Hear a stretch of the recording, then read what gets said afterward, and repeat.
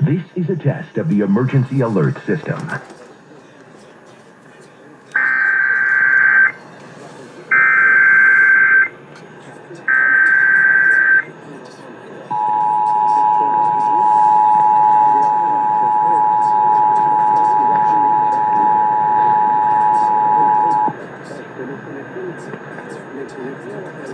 This is a coordinated monthly local test of the emergency alert system originating from the EAS local primary station for this area. Equipment that can quickly warn you during emergencies is being tested.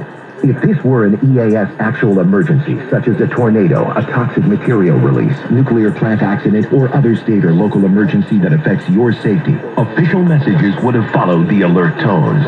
This station serves the Southeast Michigan local operational area. This concludes this test of the EAS system.